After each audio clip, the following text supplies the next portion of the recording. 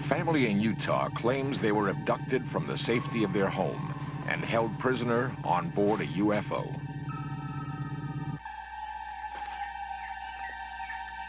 Other people have also reported being captured by extraterrestrials. A man in Wyoming claims that while he was hunting, he came face to face with alien beings and was forcibly taken on board their spacecraft.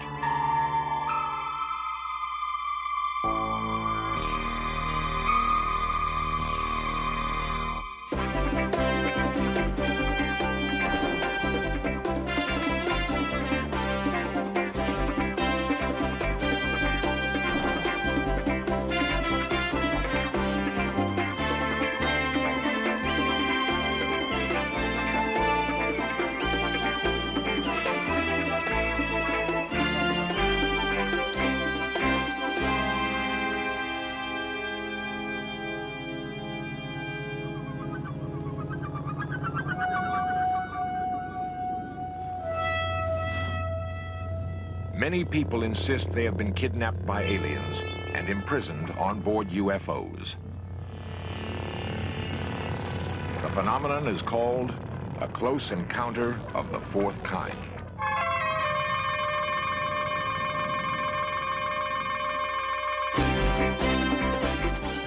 This series presents information based in part on theory and conjecture.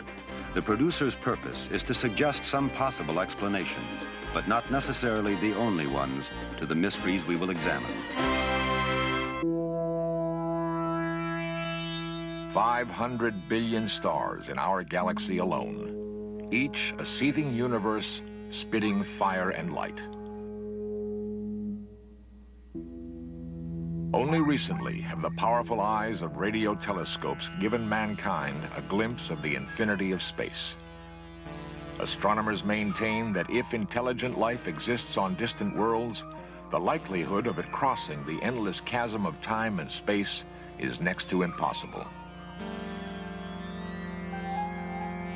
Yet, 50,000 UFO sightings are reported each year.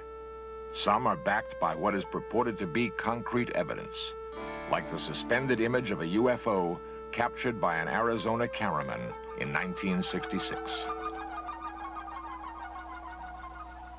The television cameraman isn't the only person who's convinced that he has proof that UFOs are visiting the Earth. What's even more startling are the first-hand accounts of people who insist that they've been abducted by extraterrestrials. These people claim to have been held as prisoners on board spacecraft, examined by aliens, and then released. What makes their testimony difficult to dismiss is that it comes from average Americans.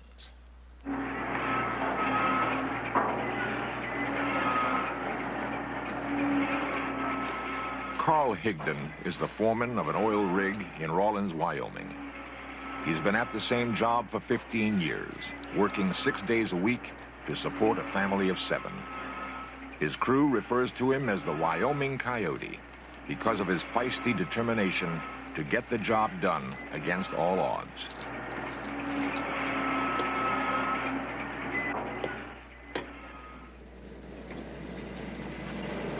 An experienced woodsman with a love for the hunt, he looks forward to those days he can retreat into the forest.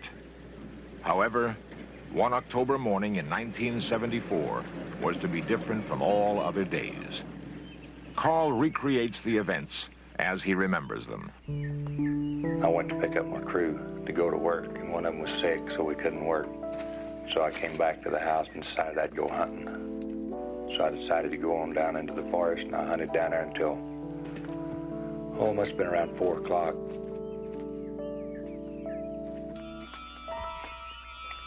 So I walked down over this hill. Whenever I got over the hill, I seen these 5 elk standing down there. One of them was a big bull, so I raised my gun to shoot. Then, something happened beyond his range of experience.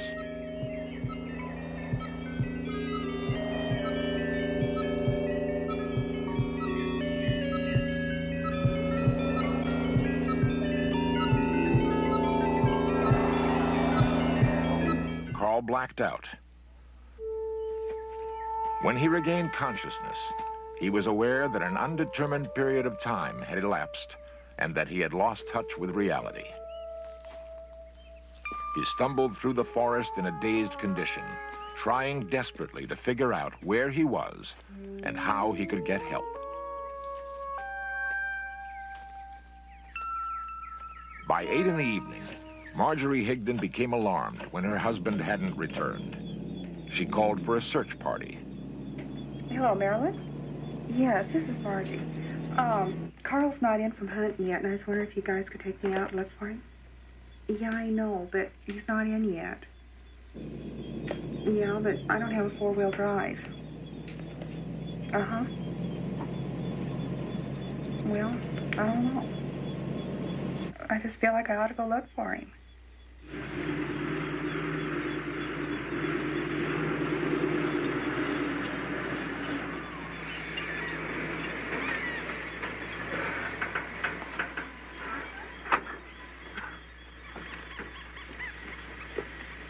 Carl's friends discovered him in a semi-conscious state. They were disturbed by his incoherent ramblings. What happened? I don't know. You don't know? I don't know. It seems strange. I don't know. You sure you're all right? Yeah? You're not hurting anywhere? No. Okay. Get you out of here and get you to the doctor as soon as we can.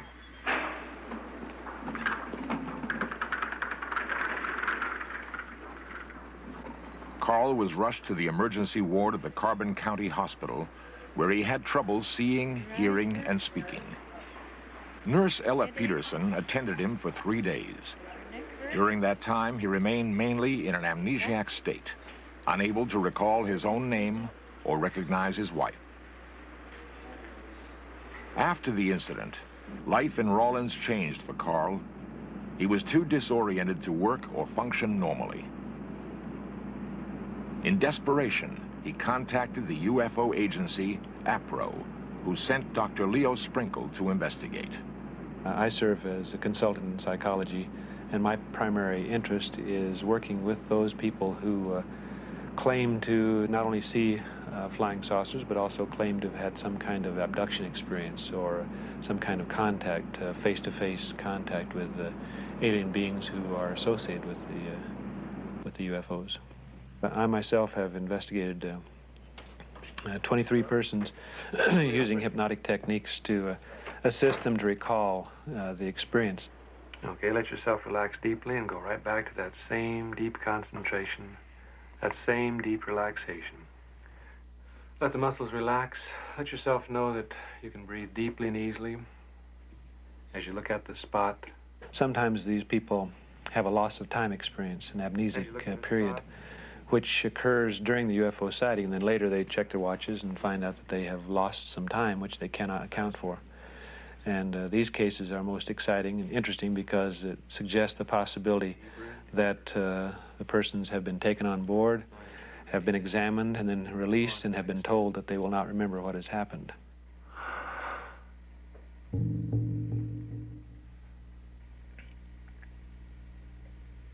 A fire. The bullet don't look right.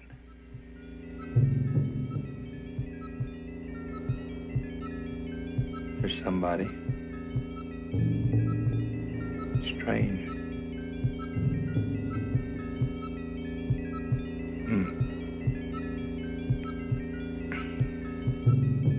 He wants me to go with him.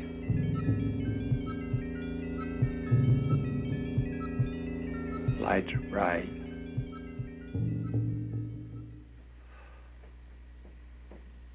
Lights are...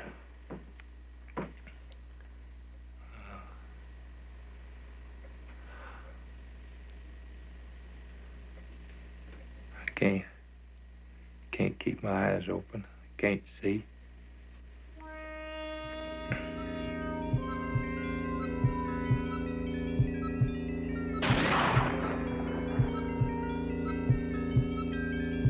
They look like me, same features. He said the sun burns them. He's gonna take me back. Just let yourself go back inside the cubicle. What happens inside the cubicle? Oh. I can't get in, there ain't no door. Do you know how you get in? No. We're above the trees. I can see pretty good. The ball looks like a basketball, but it's got a blue gray outline.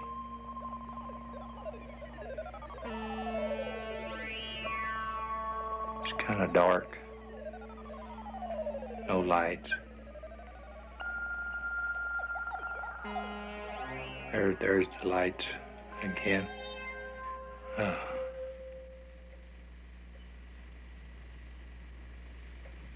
We're back.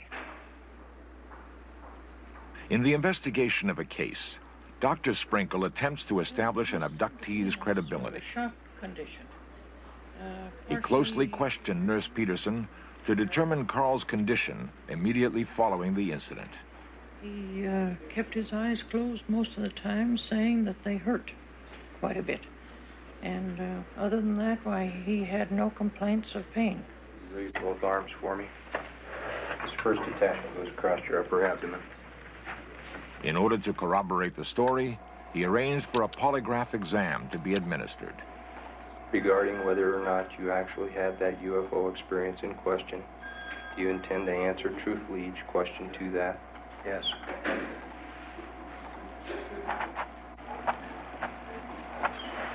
Did you ride in that spacecraft you described to me? Yes.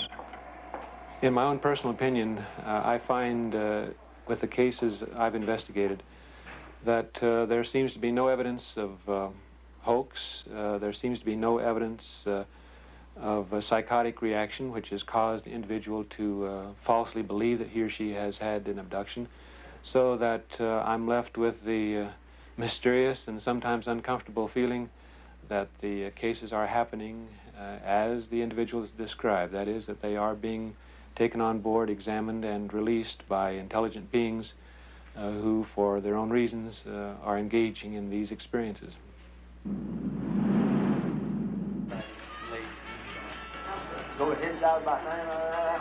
Carl managed to work through a traumatic incident that he had been unable to live with.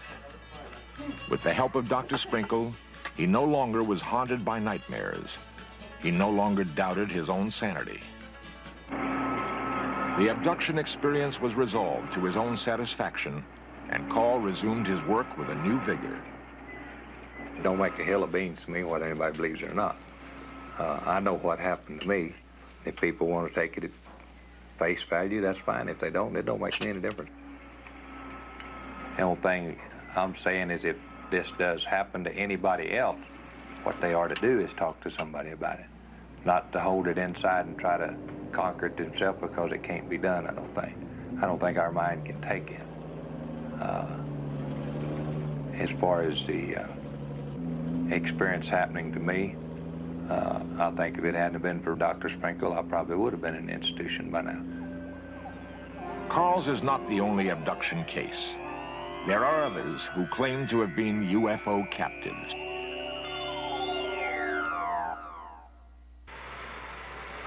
The giant mills outside of Salt Lake City are the center of steel production in the West.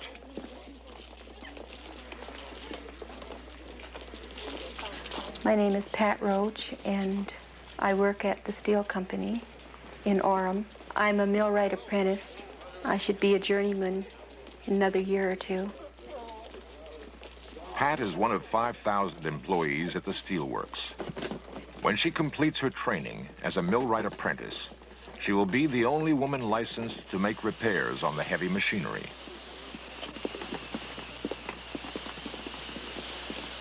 When the work whistle blows, Pat hurries home to her #1 responsibility.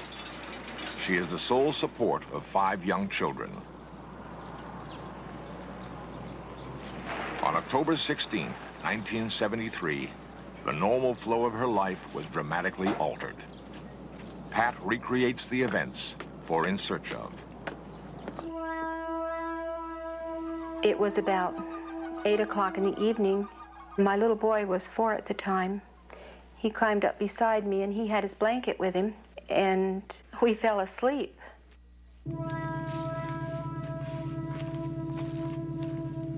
Sometime between 8 and midnight, something invaded the privacy of Pat's home. Her children, normally alert to strange sounds in the night, slept on, as if put in a deep trance. They would later believe that they were abducted during their sleep.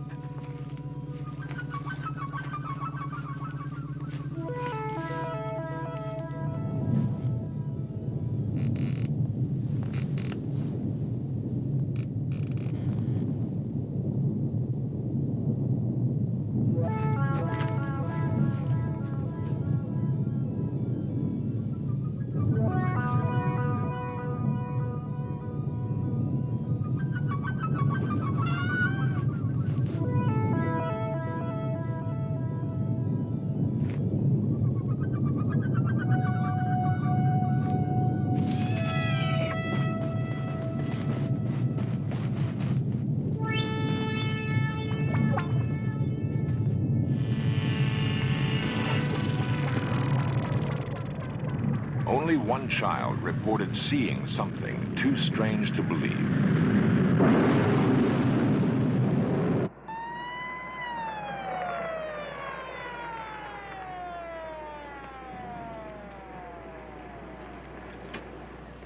Police Sergeant Ray Edwards answered Pat's call for help.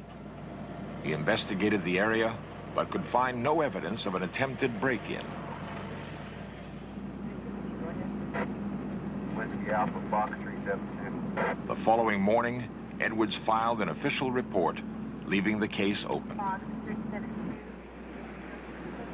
He dismissed the claim of Pat's 6-year-old Deborah, who insisted the house had been invaded by spacemen. Nevertheless, for the Roach family, an unsettling mystery still hung over their household and was to persist for the next 2 years.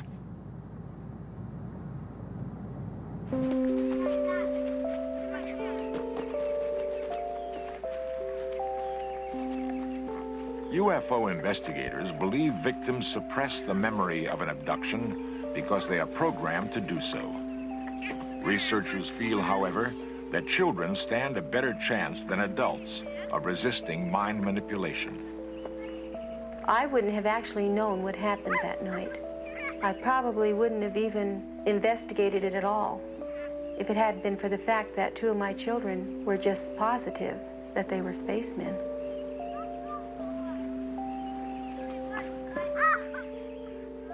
I began reading about UFOs, and I began looking at magazines that had stories about UFOs and seeing other people's experiences.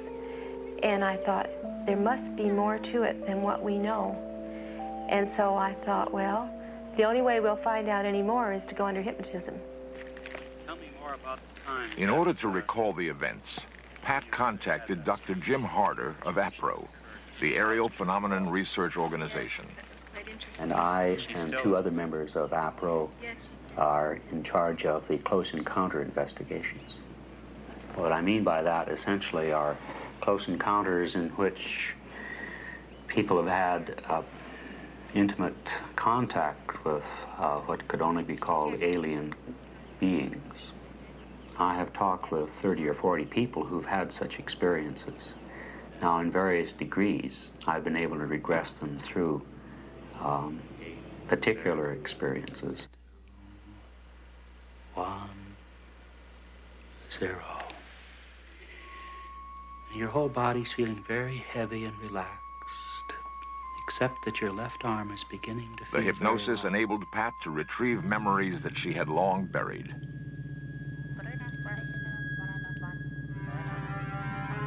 So I remember what the interior of the spaceship looked like.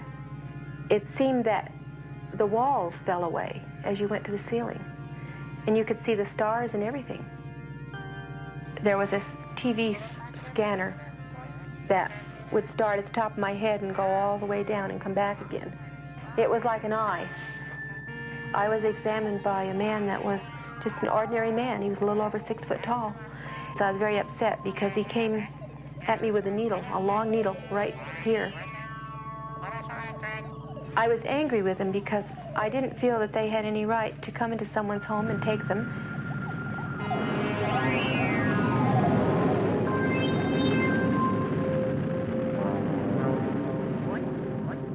And what I was particularly upset with him about was that I didn't know where my children were. They know everything about us physically, how to make us well, and everything about how our body operates, but they can't understand our emotions and our feelings and our ideas about things. They don't understand us. I don't believe that they really want me to go on TV and tell my story, because if it's happened to other people, they might start putting the pieces together and realize that they've had the same experience.